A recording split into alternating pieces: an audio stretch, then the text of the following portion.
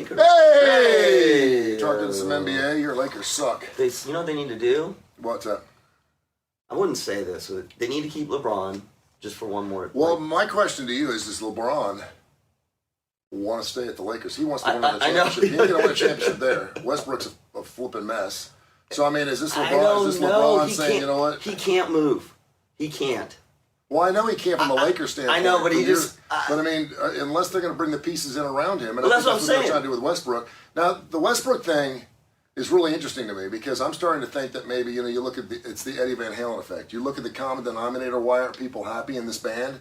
And you look at the common denominator, it's LeBron James. And I'm starting to wonder if LeBron James is changing a little bit later on in his life and that he's not as fun to play with anymore. No, because he's you know, it's kind of, God rest his soul, Kobe. It's like, or Michael 6 years ago, you put Westbrook and LeBron together, and I'm like, you're right. Well, because LeBron's probably pissed because I'm 30 whatever years old. I've been playing for 20 years. I only got 2 more left. Let's get this. And is he going to be that guy that tries to pull like a Charles Barkley, where he goes to a very competitive team late in his career just to get more rings? Who? LeBron. No, he's already done it too much. I feel like. But he's still the main piece. I know, but I feel like the narrative. The storyline is not going to work any other place unless he. I mean, even if he went back to Cleveland, it just doesn't. Like, think about the storyline. It sucks. Like if he moves, he was in Cleveland, then he went to Miami to go sow his. Let me ask you this. You know, think about this. If you had a chance to get LeBron at a great price, would you want him? Think about it. Would the Clippers want him? The Clippers are already a team that's more like. Would Milwaukee... If he wanted to be there, If he's like for $1 million, I'd love to get him more. Yeah. Why wouldn't you? Because I think it screws up chemistry. Well, Milwaukee's already there. Milwaukee's already got a chance to win an NBA championship. The Clippers are going to be there. Boston's going to be there. I think it depends. It's not would you want to get LeBron. It's what mindset would LeBron be coming to the team with. I would want, to be honest with you, not only would I want interviews, I would want some in-depth conversation with LeBron. If you're moving, why are you coming here? I think LeBron James is one of I'll say the top 2 players of all time. I think he's better than Jordan. I know people would refute that because of Jordan being 6-0 in the playoffs, blah blah blah blah. He also didn't make it through the first round 3 times. Right. LeBron's never done that. I think he's the greatest basketball player I've ever seen, certainly in my generation, and I was on the latter part of that Jordan part. But for some reason, I know what you're saying. Despite the fact that he's not out there, he seems to be somewhat of a distraction. And I think a lot of players have to feel like despite the fact that he's a facilitator, he's led every team he's ever been on in assists. I know. Which is amazing because he's Michael the Magic Johnson of the time. Kobe, I mean, he's Magic Johnson. Facilitator. He's Magic Johnson of the time. And he loves for other guys to take the last shot. But for some reason, his aura still shines or well, and if you think about it, and if you think, I mean, and whether that's him or he can't help it, you know what I mean? Whether that's him or again, you think about an Anthony Davis, right? We kept thinking, Anthony Davis, he's an amazing player. And then he got hurt again last night, his back hurts. I mean... So he's going to be a guy who we thought was going to go, but he's injury prone. Mm-hmm. You know, you can't help. That's not an attitude thing. He's got a great attitude. He's injury prone. Russell Westbrook, he's like a little firecracker. Yep. He's amazing, but like it ain't going to happen. And the other thing, as an old guy watching this, let's just be honest. They're old. Yeah. Look at the other teams. Brooklyn's a mess. They're kind of, Brooklyn's a mess, but they're also like Durant and Kyrie are getting on. See, and I'm starting to feel like Ogden was one of those guys that was first 5 guys and just never became anything. Who? Ogden at Ohio State, just banged up foot. Zion's one of those guys where I'm starting to wonder, okay, is this damaged goods? Because the guy cannot stop getting hurt. I mean, they were in town taking on the Hawks down at the Legacy Arena, which is fantastic. By the way, if we had an NBA franchise in Birmingham, it would go. It would go. Please, I will be there. I'll go to every game. I would get season tickets right now. I'm telling you, this town loves its NBA, and it sold out. It was amazing. A lot of people left early, which I wasn't too happy about. The G League, I'm blanking on his name. I apologize. The Squadron. No, I know our G League, but the French... 18-year-old French guy. Yeah. 7'4". He's playing for a different. Is he in Nevada? No. Where's he playing? You know what I'm talking about? He's an ex-Ralph Sampson. Yeah. I mean, like the G League is now getting to the place where you got superstars on the G League. Some of these guys who are coming in who are not going to college, etc. So yeah, it's moving. Oh God, we need a pro team. Yeah. No, I think it'd be. No, good. but I'm very depressed. I wouldn't say that I'm clinically depressed. Yeah. But I'm getting pretty damn close with just how disastrous. I mean, it's terrible. They lost again last night. It was horrible. Well, they did one in Brooklyn. Terrible too. Today, what does it mean to be objectified? Oh. Where's the story's coming from? This Meghan Markle story is really interesting. I've been talking about it the last couple of days, and I got a lot to say she about used her it. body, used her looks to get in the door to acting and being an actress. Did she? And then all of a sudden, yeah, well, that's what she said. And then she hammered on Deal or No Deal because they objectified her. And every woman has come out and said, "What the hell did you think you were doing up there? We were all dressed the same. We all looked the same. We all had our boobs pushed up. You were holding a briefcase. What did you think they were doing with you?" And she's like, "Hollywood's horrible for it." Well, we'll get into that. Also, through sickness and in health, I think not for this famous golfer. You know, really weird story because I love this golfer. He's won 8 majors. This guy's unbelievable. Did he cheat? No. Just divorce? He's married for 3 months. She got sick. They're calling it quits. 3 months? 3 months. How old is he? 78. What is this? How many marriages? Do Do you know? I mean, is it like 6? No. And what kind of sickness? It's a good question. And finally, what do Halloween costumes really say about us? We're going to talk about that on Fox 6. We need 15 minutes on Fox 6. Yeah, we're going to be on Fox 6 today with Mike Deberly and Janice Rogers. We're going to spice it up. I got a lot to say. I said it on my show on Tony Curry Live a couple days ago. If you know, there's 2 days of the year where women can wear whatever they want and pull it off. That is Halloween and New Year's Eve. New Year's Eve, you can wear the plunging thing down. It looks classy. You wear that out to a club on a Saturday night, you're slutty looking, right? You can pull that off. And on Halloween, it's kind of like anything goes. So there was a story about a woman who'd been dating a guy. Didn't she say how long he was dating? And it went viral on TikTok, 1 million views. And she was dressed up as a dead Playboy Playmate. Yeah. And so she had the Playboy Playmate suit on with blood coming out of her mouth. It wasn't nasty looking. I mean, I've seen a lot worse. I mean, she could have been really out there, wasn't it? And she had tights on with a black leotard, and evidently her butt was hanging out because she was wearing a Playboy bunny suit. Yeah. And she took a picture of it, and she sent it to her boyfriend, and he's like, "You're not wearing that out, are you?" Okay. She's like, "Of course I am. It's Halloween." And he's like, "Well, aren't you going to wear some pants or something?" And she had black leggings on. It wasn't, I mean, seriously. Yeah. It looked like a Catwoman suit to me. Yeah, okay. And she wasn't showing a lot of cleavage. It wasn't bad. Right. It was kind of creepy with the blood and stuff. Yeah. But he was like, "I really don't think that you should." And he asked, "Can I be with you? Can I go out with you tonight?" She's like, "No, I'm going out with my friends." And he's like, and so he starts going around town looking for her. And I'm like, okay, red flag, red flag, red flag, obviously. And I'm assuming that they had just started dating because a guy that would date a woman like this for a year or two, obviously this is their first Halloween, he had a real fit for her. So then she, not in spite of him, she didn't say whether she did this to be a smartass or not, she met a guy at a party who was dressed up as an egg. And he's like, "Do you want to trade costumes?" And she said, "I would love to. I could show my boyfriend that I'm not dressed up as a..." So she took her outfit off in a bathroom, and put his, and she was dressed up as an egg. Yes. With a big yolk on it, and she sent that picture to him, and then he accused her of cheating, saying, "If you're changing outfits with another man, then you're obviously a cheater." He said, "Yeah." So, actually, I'm sorry. But in a bigger story, how often have we gone out with someone, not only on Halloween, but any time where you're not really crazy about what they're wearing? And what does it say on Halloween? Because I've seen a lot of people that are pretty mellow. Yep. And then on Halloween, man, they go crazy. Because it's there.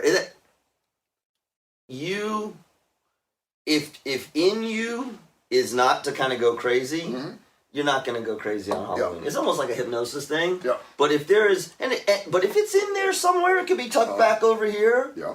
Halloween is the opportunity. Yes. Because it's the Lynn Park naked thing. Social norms. Yes. You're going to a costume party. Everybody is dressed in all kinds of things, and so whatever you do, it supposedly fits. That being said, that whole thing about you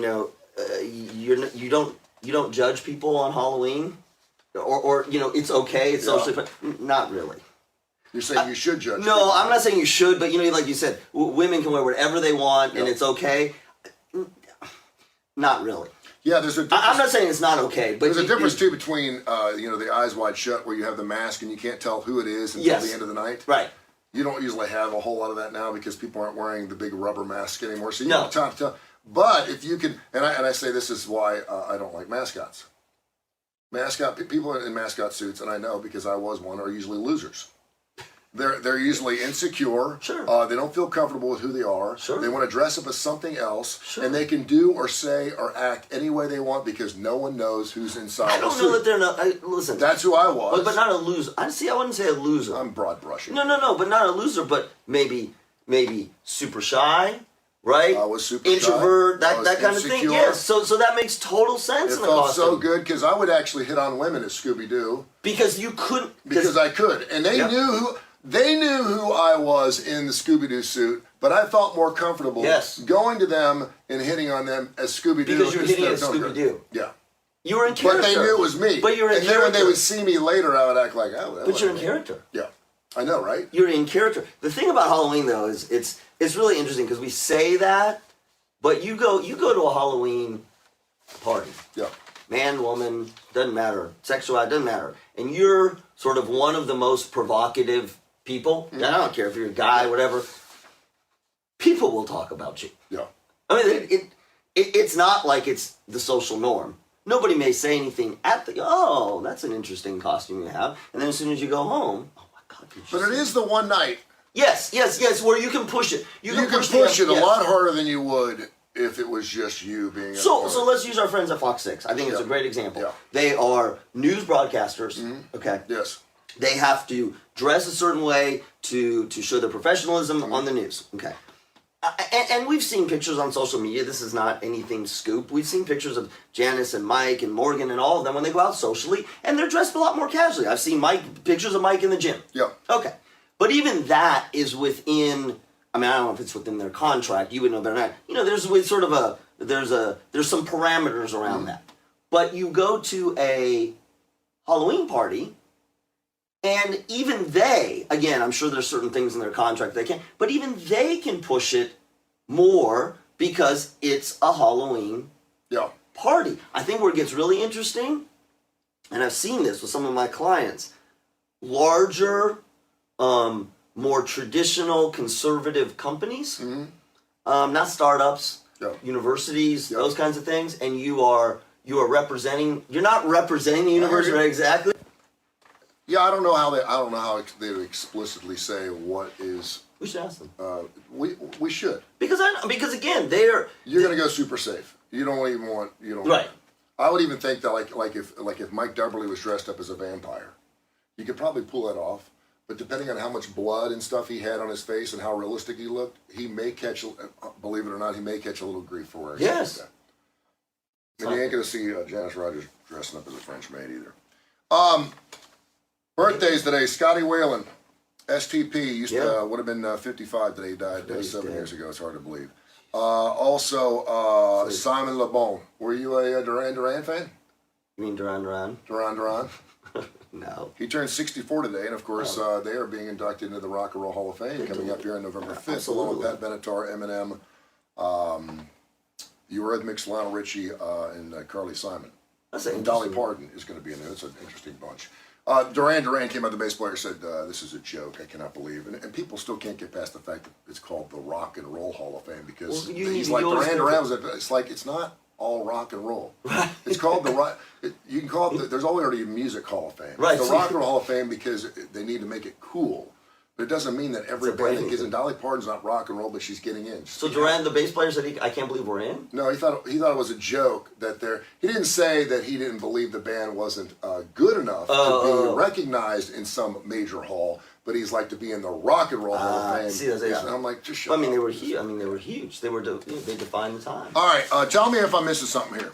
And by the way, this is the Kurre and Klapow show. You can podcast our show. By the way, and I just said this before we went on the air, our podcast... You're exploding, you're viral, you're global. We were up 135% in August, September, and we've got like 14 different shows now. I'm going to be recording Wayne and Rome with Stuart Rome, the Woodhouse Day Spa, birmingham.woodhousespas.com. It's a great show. I let him pick 5 or 6 songs, and he does a great thematic show. It's a great show. He's got a big expansion going on, Kurre and Klapow, and of course, Tony Curry Radio will be there for their big second grand opening. And then Mark Ingram, a show called the UAB Director's Chair, is going to be airing sometime later this afternoon. We're doing that, and it's catching. But I mean, students of the game, Austin Hanks, Blues Almighty, Damon Johnson show, Livewire Wednesday last night, Mission Mind. I go on and on and on. Search Tony Curry Radio podcast wherever you get your podcast. We're on every major indice. We have tons of great shows, and there's shows about everything that we do. Check it out. We have a brand new show called Home Field Advantage with Seth Smith coming up, so all kinds of cool stuff, so check it out. All right, so do you like Tom Watson? I love Tom Watson. Yeah. Well, until this story. 8-time major winner Tom Watson and Leslie Ann Wade have signaled the end of their marriage after 3 months. Isn't that an annulment? 3 months.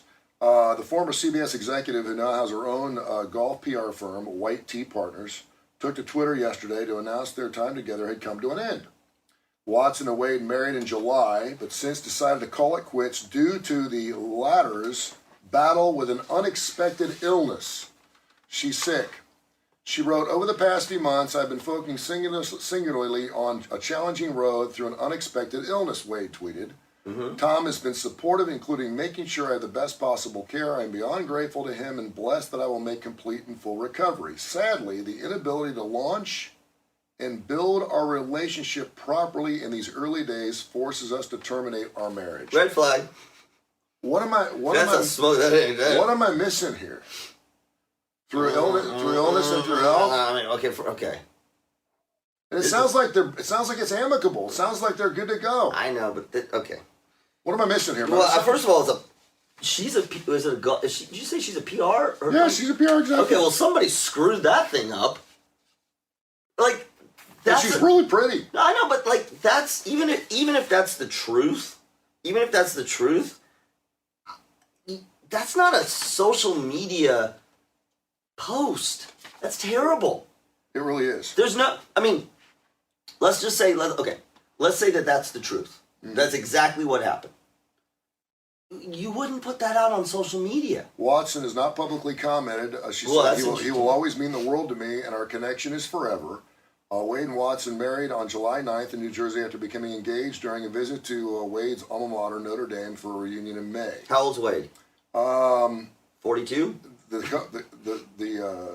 couple have known each other for 15 years. Okay. And I don't know how old he is. He's got to be pushing 80, and she looks like she's probably 60s. Yeah. She's really pretty. That's just really bad. I mean, and of course to take into account that Watson's former wife died back in 2019 from cancer. Oh, that's right. Okay. Now we can get deep. Okay, start unraveling. I don't know. Okay, so this is we need like a disclaimer of my speculation. Yeah. So I forgot about that. I don't know what's wrong with her. It sounds like she's going to make a recovery. I do wonder, and I have seen this in patients and clients. He goes through a traumatic experience with his first wife, who died of cancer. He gets into this relationship. It's early. I mean, they've known each other a long time. But let's just say let's say it was some sort of cancer. Treatable. Okay. Mm-hmm. It is quite possible. Nah, that ain't going to work. They've known each other for 15 years. If it wasn't 15 years, I could see him. Yeah. I could see him going, "Look, I love you." Some PTSD kind of thing. Yeah, that's exactly. But he's known her for 15. If they've sort of been together-ish, well, they haven't. Oh, crap! 15 years, and his wife died in 2019. Mm-hmm. Oh. There was something going on. Did anything say anything about her? Is she a widower, divorced, anything? Do you know anything? Okay. So here's another thing then. Then I'm guessing they've known each other 15 years. She was by his side during some of the most difficult times. Perhaps. At some level. I mean, she didn't have to be the closest person, but she was there. his wife passed, rest her soul. He's moved on. Yeah. But it's only 2019. That's 3 years ago. Maybe she was there with him. He fell in love with her compassion Yes. and emotional availability Yes. to what he was going through. And now he has officially moved on from his ex of 3 years and realizes. But that's where I the made illness and the illness thing, though, that's what I'm saying. The illness feels like it's a PR excuse. Yeah. Because if he's moved on and he's gone through that with his wife who died, and he knows her 15 years, why after 3 months with an illness that she says she's going to make a full recovery, that can't be the reason. No. There's something else. That's what I'm saying from a PR standpoint. That's a weird thing. If you were at your age, in your 50s, along with your lovely bride Jules, and you were going through some type of serious illness where you had a 50-50 shot, but regardless of whether you lived or not, you're going to be going through some type of incapacitation during your life, whether you're wearing a colostomy bag or a catheter, or you're going to be in a wheelchair the rest of your life, or maybe you won't be sexually active, whatever it is. Do you ever allow yourself to go that route where you look at your wife and say, listen, you're 53 years old. I know you got another 25 years left in me. If you feel the need to leave me so you can continue your life. All the time. Listen, it happens all the time. I'll tell you where it happens most frequently. And what does that say about that person doing? Because it looks like a love story, but at the same time, I could take that as if I'm the healthy one, I'm going, wait a minute. I said I'd do this through illness, through health. I love you, and what do you say? What do you say? What are you doing? You do. So it makes sense on both sides. So here's where I see it a lot. If you look at the divorce rate in couples where one of the partners has a spinal cord injury, divorce rate is dramatically increased. Okay, dramatically increased. And it's not like, we got to be careful. This is not like you have the spinal cord injury and your partner's like, I'm out. Yeah, that's not it. It's typically trying to work through it, and it creates all kinds of. It's not just spinal cord injury related. It creates all kinds of psychological problems. And so you see that all the time. But that's not a terminal type illness. Yeah. Right? The other thing you see is very often is someone with a spinal cord injury or somebody with a traumatic injury who becomes incapacitated at some level. They will say to their partner, look, I'm not the person I was. I understand. I truly understand if you need to or want to move on. Most of the time, the partner is like, are you kidding me? This is for sickness or health. Is that a test? Can it be a test? It can be or even a self-pity type of thing. It's a valid. Because if you wait a half a second before you answer that question, that tells your partner a lot. I would never do that. That's exactly. And you're like, whoa, wait a minute. Well, that is. And listen, if something terrible has happened, when someone, you just burn victims. I see this. We saw a lot in my clinical training. Burn victims. Look at me. I understand if you can't look at me. I understand. And it is a combination of both truth. It is truth because you're facing a reality, but there's also obviously there's this glimmer of hope that maybe they'll say, I'm with you no matter what. Yeah. So it's kind of both. It's like you don't want them to say yes, but you're putting it out there because you realize just how much their life will change because of you. Now, I will tell you where it gets even more dramatic is with the terminal illness. When there's a terminal illness, there are lots of conversations that need to be had about, particularly if the couple is relatively young, where you're saying to your partner, Julie and I have had this conversation. We don't have terminal illness. Yeah.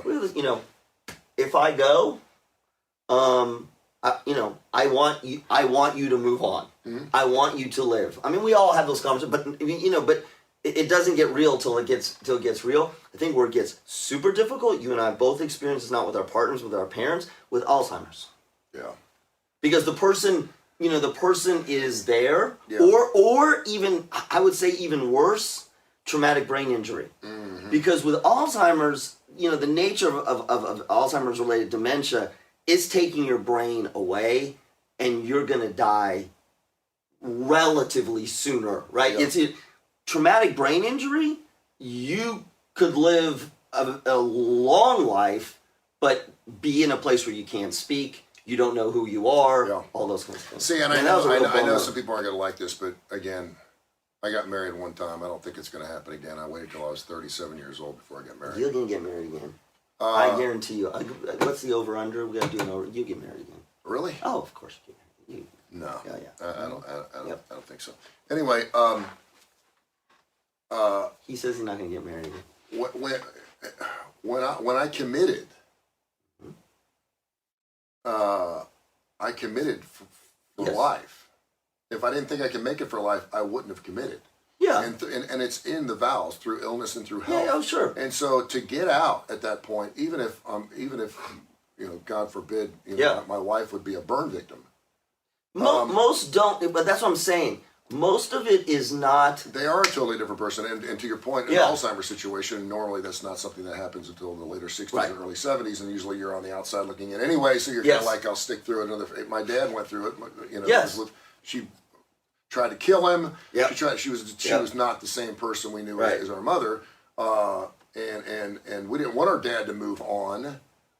He had opportunities in the latter parts of my mom's life, and he's like, no, I'm committed to this. This is my wife, and I know the man upstairs is watching, and this is what I'm going to do. And it was the right thing to do. So the spinal cord injury one is a really interesting one because it's the most prevalent of divorce. And usually what happens is, again, if you think about a couple coming together, and we talked about this on so many different shows, and over time changing, they become different. They evolve. Yeah. Okay. And you do your highway thing, and they come in. If you think about a spinal cord injury or some sort of traumatic injury, you're changed.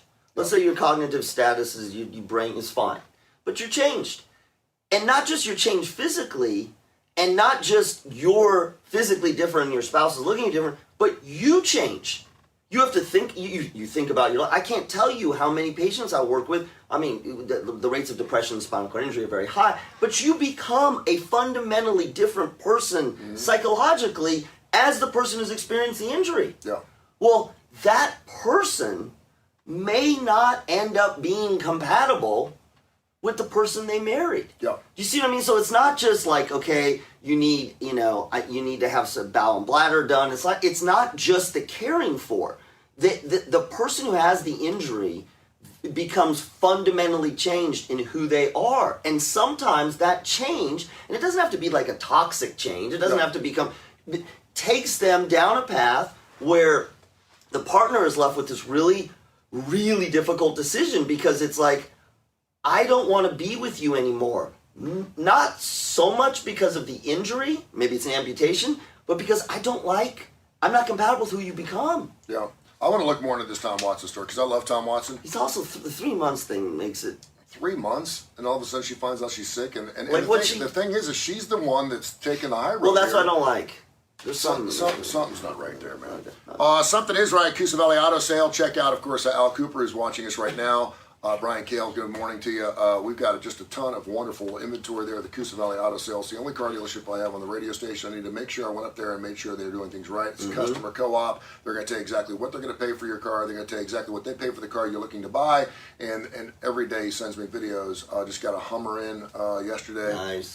They've got these, he calls them Easter eggs, show up on their lots at any given time, 30 to 40 to 50 different cars. He's had a great week. And the reason he has a great week is because he sells a sell again. They do a wonderful job. Check out CoosaValleyAutoSale.com, CoosaValleyAutoSale.com up there in Sylacauga. All right, so there's been a story. I go to New York Post.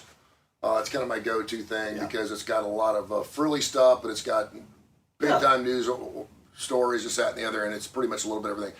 So they've been really on the Meghan Markle thing recently. You know the story? With the, Meghan Markle was one of the Deal or No Deal models, and she has recently come out and said that show objectified not only all the women on the show, but objectified me. And she is hammering on Hollywood in the fact that she was just being used as a briefcase girl, and that it hurt her career, and she doesn't understand why Hollywood does this. Much like Barker's Beauties on The Price is Right. You have a job. You have a role. This is what your role is. It's not a speaking role. Right. You're standing on stage for an hour holding a silver briefcase.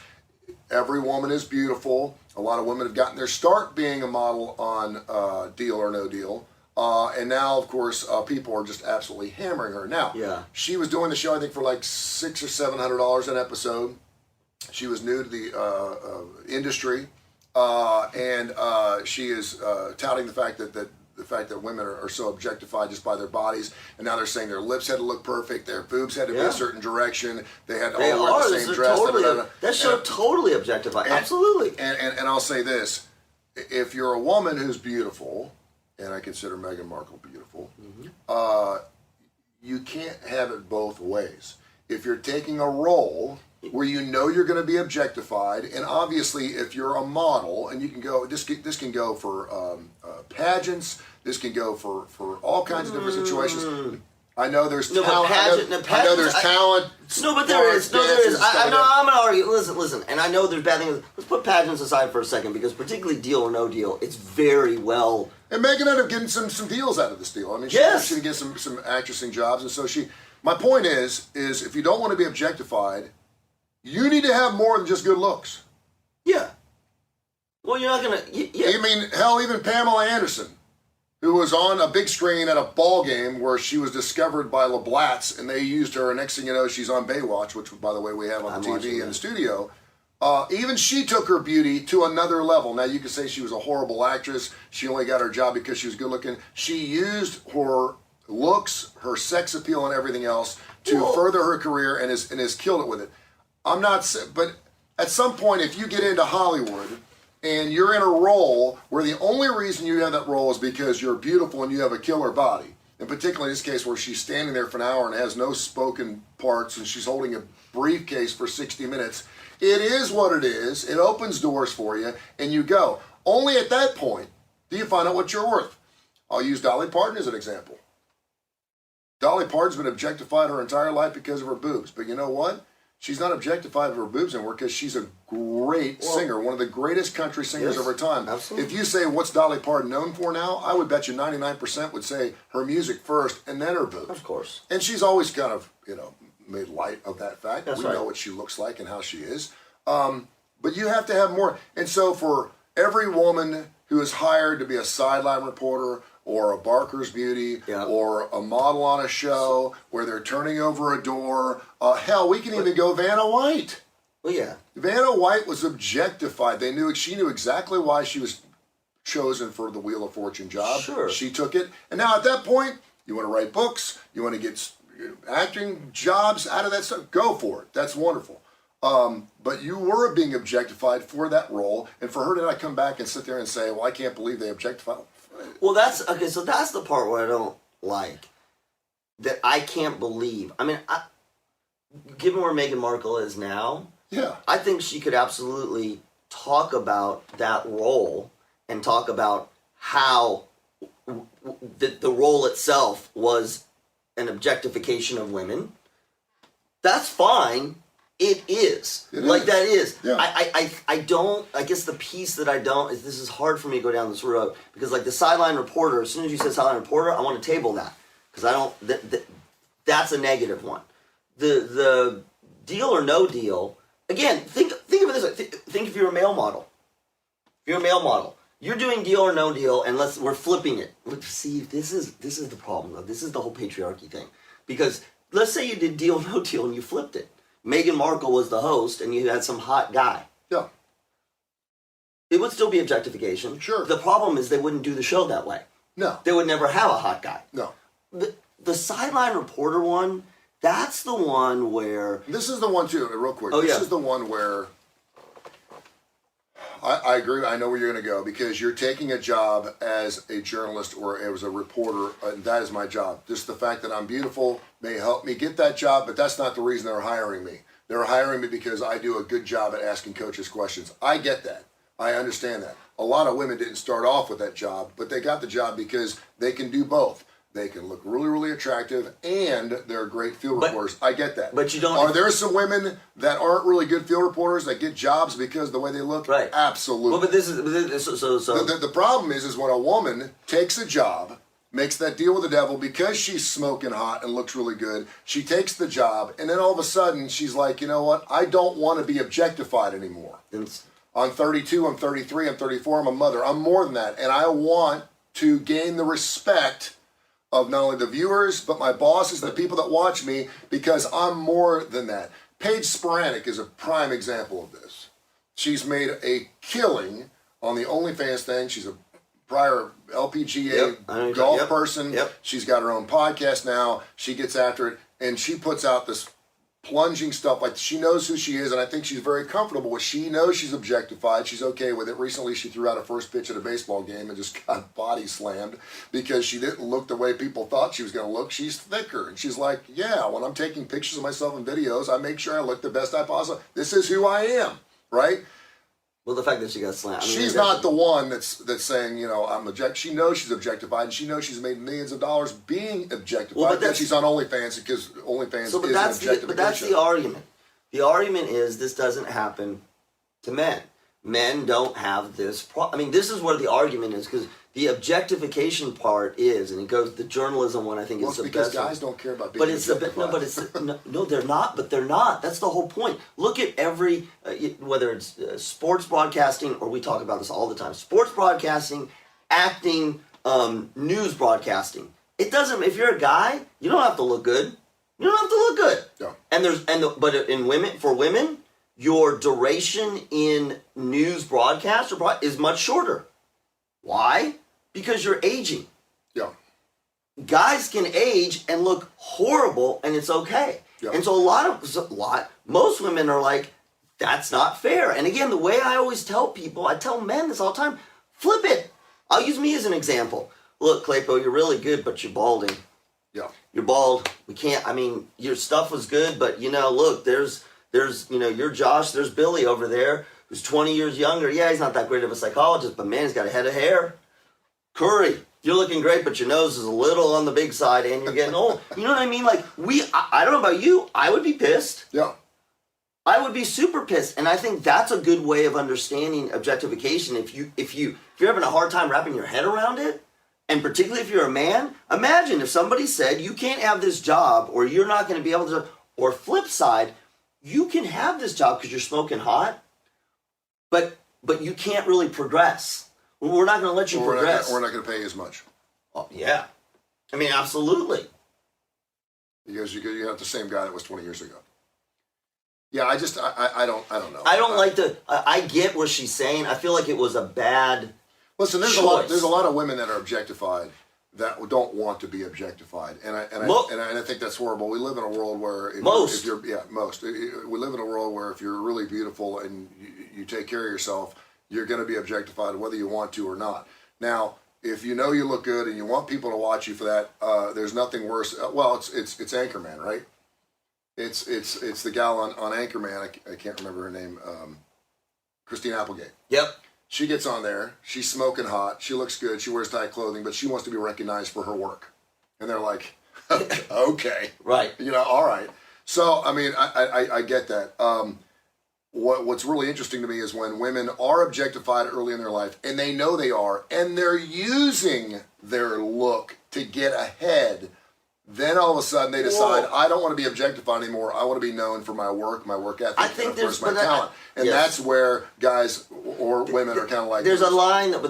So lots of social psychology research, most people know about this.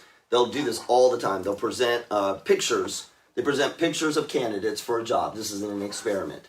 Who do you think is most qualified? And it's all you see is the pictures. Yeah. Who do you think is most qualified? The best looking ones. Right, absolutely. Yeah. So we know that physical attraction... Because it brings eyes to the TV. This whole idea... But not even broadcast. Yeah. Forget broadcast. This whole idea of, we need to do more shows that look... You and I talked about making a doll. Making a male doll that looks real. Is it Disney?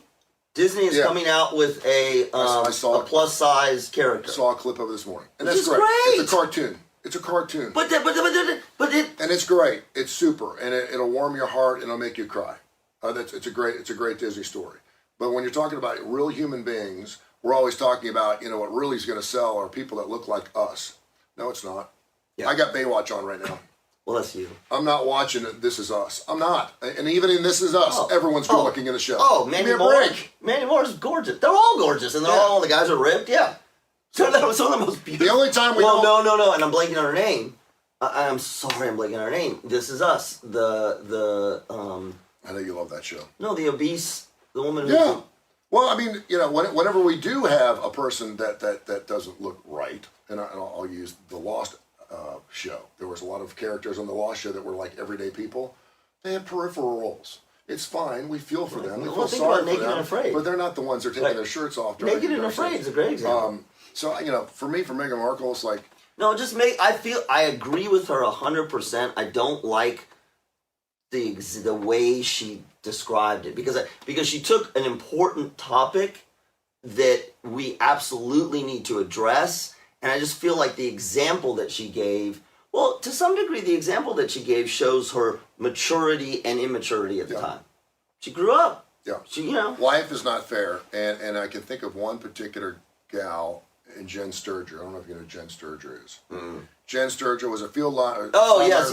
Yeah, yep. She was a Florida State gal. Yep. She posted pictures of herself wearing, that's fine, we post whatever you want. But she wasn't taken seriously because of the stuff she posted.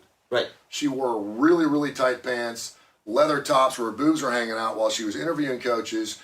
And everyone knew what was going on. She knew what was going on. She knew she was being objectified. And then all of a sudden she wanted to be taken serious. And what happened? She started putting more clothes on, and no one watched her anymore. Well, that's the world you created. So if you're going to use, all I'll say this is, if you're going to use objectification in your life to get ahead or get to be seen for whatever reason, and all of a sudden want to shut it down, remember, you set the platform. You set the cornerstone of what everyone's going to believe in you. And until you end up coming out with a hit record or come out with a killer interview, then you're never going to be taken seriously.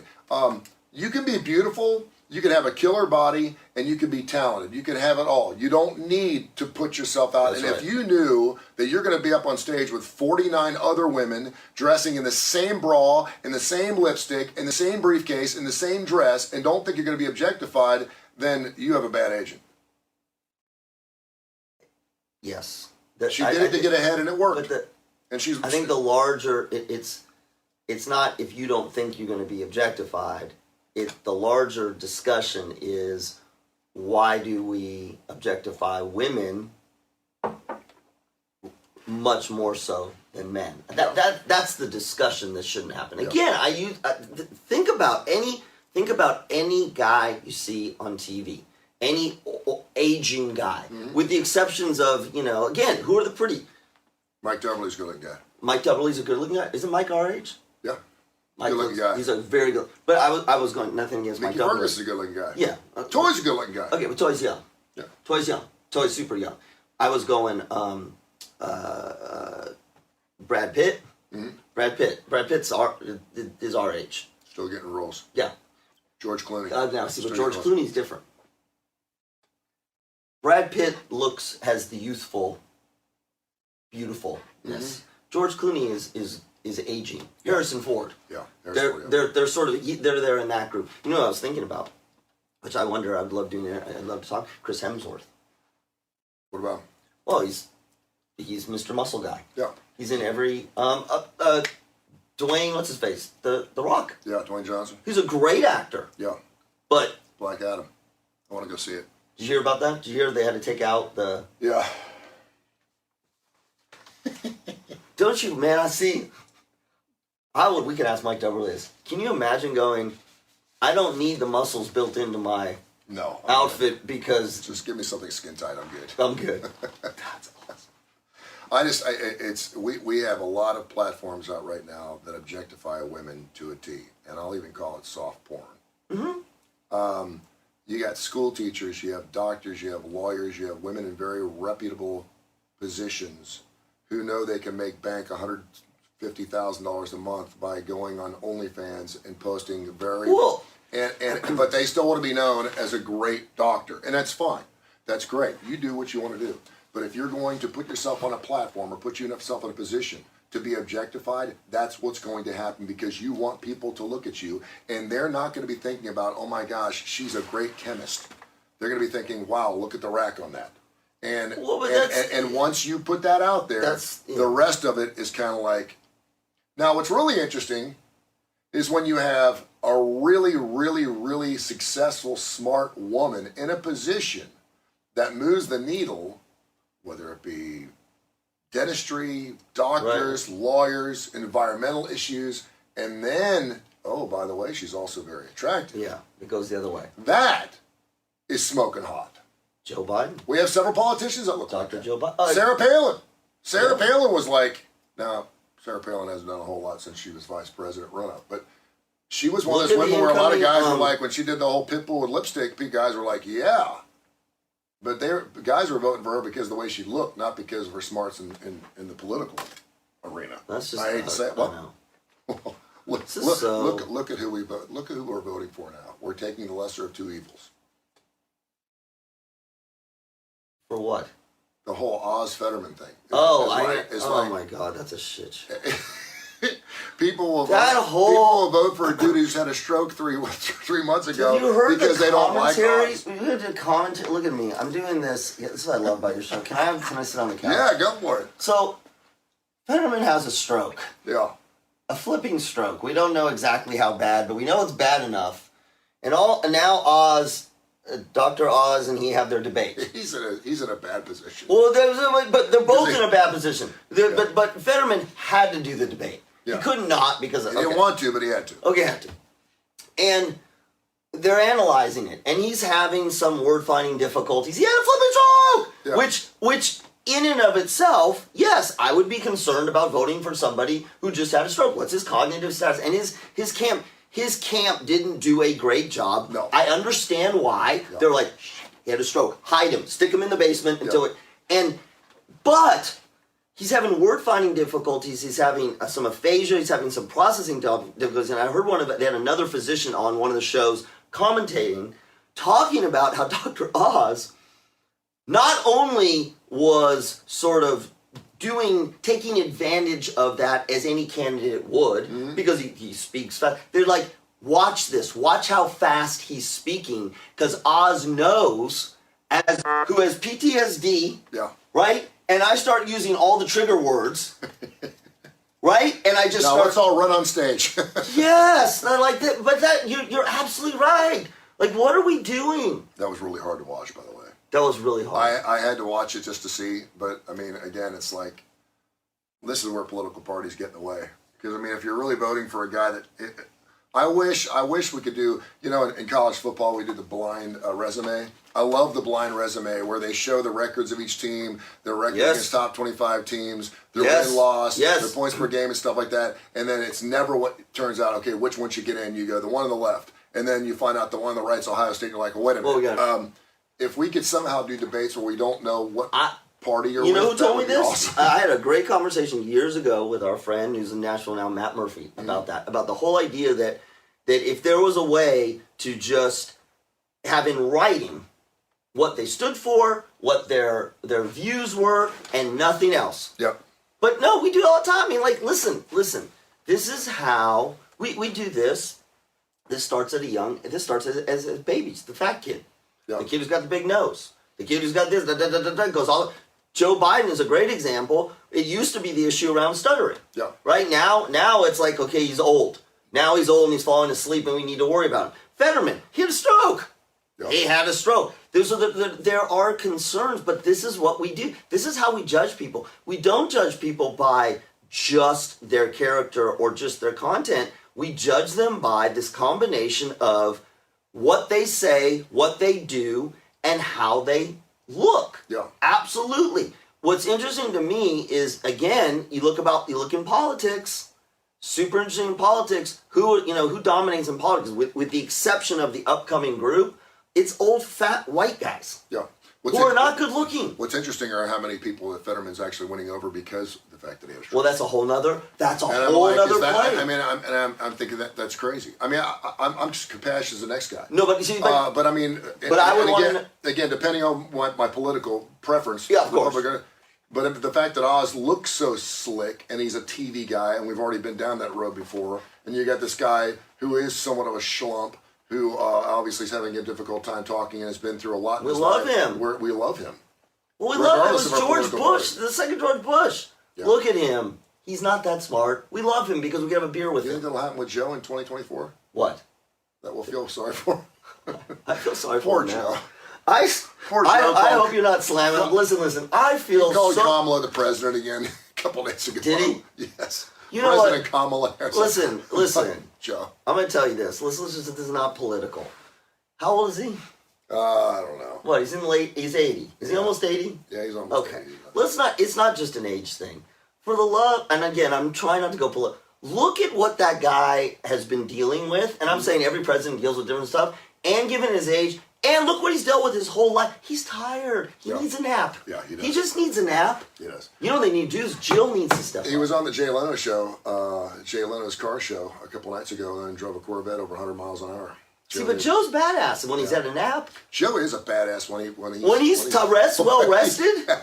If he can just make it down the stairs, he's a badass. Well, because and he's got a hot wife. That's what he needed. Jill's pretty hot. Jill, yeah. How often do you think Jill and Joe get it on annually? Right now, we had this with Trump. Yeah. The difference is now. What do we say about Trump? We say like once a year? Yeah, because Trump's Only because he makes her do it? Yeah, I mean, you just okay. Look at Trump. Look at Donald Trump and Melania. Yeah. It's just whatever it is. It just doesn't look good. Yeah. It doesn't look good. You look at Jill and Joe. Joe's older, but he's a debonair I guy. can see Jill and Joe in a He's nursing got the home. aviators. Yeah, I would love to see Jill and Joe just holding hands in a park. in a nursing home. In a or nursing- park. Well, but feeding she's babies. young. That would make me. Yeah, but there's probably a lot of heavy petting, rubbing, but I don't know. Yeah. And that's probably as far as intimacy goes. Well, because he's You think tired. he wears his aviators when he gets on? In his Joe, skivvies. put the aviators on. He does. It does make him look more youthful when he's got his aviators on. Yeah. You know, but that may be why he's falling. God. Well, you compare him to like Mitch McConnell. Mitch McConnell's a great example. Mitch McConnell is He's the most uncool dude in the face. He looks like a turtle, right? He does, but he's like Teflon. Did you just say Mitch McConnell looks like a turtle? He does. He looks like a turtle. Have you seen the memes on the turtle? Yeah. What are we All doing? right, coming up here in about. I hope. By the way, I hope my relatively liberal views did not like destroy your show. See, that's what we do. We have need to know with Kip Kiefer, and he always preferences. I don't have a political preference, but he just tells it like it is. And that's what people love about that show. He's stepping on toes on both sides of the aisle. I love that. We don't care. I mean, you can't talk about that. This is a conservative state. Yeah, we can. We don't care. If you watch our show, you know we do. That's right. All right, so coming up here in about 50 minutes, we're going to get after it with our good friends. Good-looking Mike Darberly, very attractive Janice Rogers. She's a woman who's been in the business for a long time. She's as beautiful as she was the first day she got on television. She's fantastic. Not so much with Mickey. Just kidding, Mickey. Mickey's in good shape though. Mickey's in great shape. He gets out that bus every morning. You're right.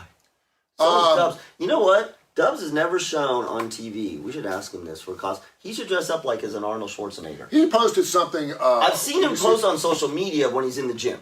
He posted something a couple of hours ago that I shared, that I commented on. Not a that dish? he was feeling very melancholy about the people he's lost in his life.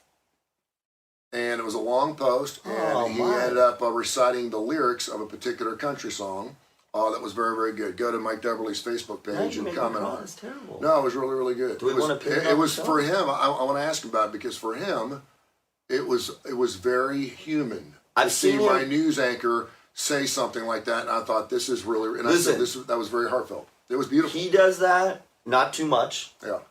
And when I say not too much, meaning you don't have that feeling like Janice has posted stuff about the loss of her dog, with her husband who's dealt with chronic pain issues. So this is what I love about that whole group is that they are, whether they're allowed or something, they're allowed to you see their humanity. And that's all look, as far as salacious as we kind of like in big stars, we also want to feel at some level that there's a connection just like us. I mean, this is why the Real Housewives of, in title, it made sense. Yeah. You're a housewife, I'm a housewife. The problem is it just you want to, but I think that is exactly what we want to see. We want to see you in all your glory, But then we also want, this is why social media became so impactful. We want to see you at the park with your kids. Yeah. Not with your entourage, just with the park with your kids. We want to see you petting your dog. It's going to be a huge Halloween season because people are going to be out celebrating Friday, Saturday, and Sunday, and Monday because Halloween falls on a Monday. We had a big gig down at Workplay that we had postponed. By the way, we're going to do that in December because there's just so much stuff going on. We want to make sure that we pack the place out because David Merlin, who's a paranormal illusionist, she's fantastic. So go to workplay.com for all the details on that. But yeah, the Halloween thing coming up is going to be very interesting in that we're going to be talking about that on Fox 6 this morning, and we will talk about what does it say about your mate and what they like to wear for Halloween. I have not been normally. See, I think it's more of what does it say about your mate and what does it say about you in your reaction to your mate. That's where I'm interested. Yeah. And what does it say about a couple who wears costumes that actually accentuate each other? What? What do you mean? Like, fill me you're in the before police officer and I'm the prisoner. When they actually work together in their costume. Well, that happens a lot, the whole Bonnie and Clyde thing. Yeah. Well, I don't like, now that's interesting. That one's interesting. Who's the police officer if it's a man or a woman? We'll talk about that coming up in just about You're gonna 45 minutes. make it spicy. No, it's going to be good. They're gonna make it super spicy. No, and I wonder if they're going to be actually dressed up on Monday on Fox They 6. always will. They Will do. they? But in socially appropriate. See, and they've got makeup and they got all kinds of people. Mike will be like a vampire with not too much blood. Has he been a vampire? Maybe before? that's why. I think I remember seeing him as a vampire because he's got the black hair. He's got if he wears a black cloak or something like that, he's Mike's got great head of hair. He's got better head of hair than you do. Yeah, thank you. I'm gonna go with Matt Lauer this year. Couldn't do without our great sponsors at Christopher State Farm Time. Talk about Driscoll Gray. They're still doing my taxes. I think I haven't talked to them after October 15th. The IRS is going to come knocking on my door. I just referred two people to John Gray. I would call them young professionals. They're in their late 30s. They got a couple young kids, two different people with young kids. And they've been trying to sort of do their own investing themselves. All these, do it yourself. And I was talking to one of them, and they're stressed out about it. Am I saving enough for my kids? I'm like, why are you doing this all yourself? Well, because you don't know you can try. I'm like, call John Gray. Yeah. This is John Gray from Driscoll Gray. John's job is to help you grow your wealth.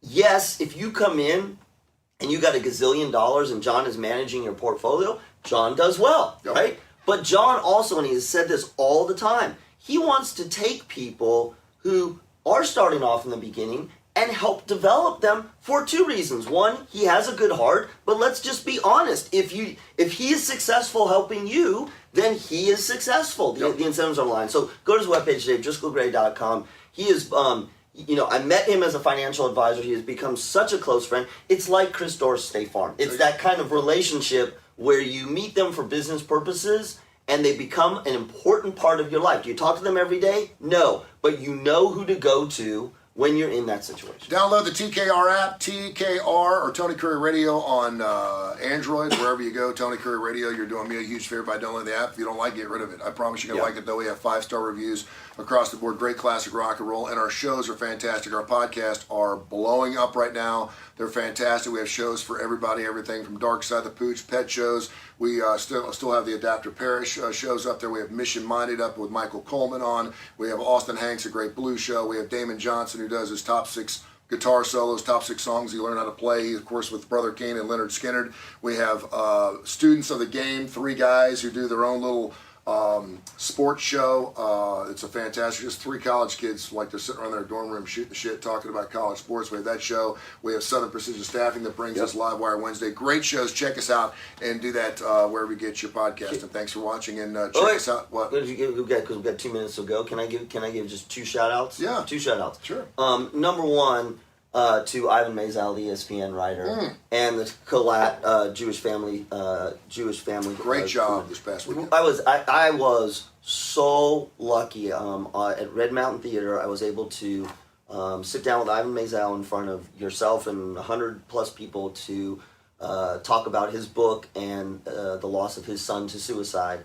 It was something I've never done. I've never moderated anything like that. It was an incredibly powerful discussion about grief and sorrow, and how to heal from grief. And so, Ivan is obviously well known as a sports journalist, but just it was a very defining moment for me in my professional and personal career. So I thank the Kalat Jewish Family Services, and I think Ivan Mazel. I just talked to him the other day. I saw you gave him a big hug. Yeah. That's why you scared him a little bit, I think. Just a little bit. Did I? Yeah, because he's tall, but when you come in fast.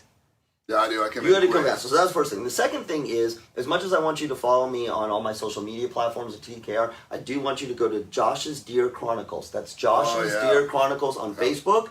Josh's Deer Chronicles. Every day, new posts of the deer in my backyard. Yeah, babies grow up quick, don't they? They do. They're already, yes. Dude, I mean, like yes. like 3 weeks ago, I had baby deer all up and down my street. They're and gone. now they're all just does. Yeah, they are. So I want you to go to Josh's Deer Chronicles. This is a place where my family can let me be me in my own way and not be embarrassed. But I've told you, in the first day I had almost 1,000 followers. I want to see you. I want to see you ride one. I want to see you ride a buck. You know, no, I didn't. But there was the one doe that is very close to me that you would get, and I was reading something about, be careful, they're wild animals. Yeah, she's a doe, but she's getting big now. She's probably 160 pounds, and I had this flash as I was feeding her. What if she just, because she's like looking at me like what if she just like lost her shit and went after me? She'd kill me. It could happen. She could. There's no antler. This is a Dude, doe. you would have 1 million followers in a heartbeat of that. This should happen. Good one. I'm You videoing. want that to happen. I'm videoing. It would be yes. It would go viral because it would be me. She'd nail me into the back of my fence. It'd be awesome. Oh my God! Should I get a dude? Jules would be so mad. Okay, Check out our appreciate podcast at Kurre and Klapow, and we'll be on Fox 6 in 35 minutes. We love you.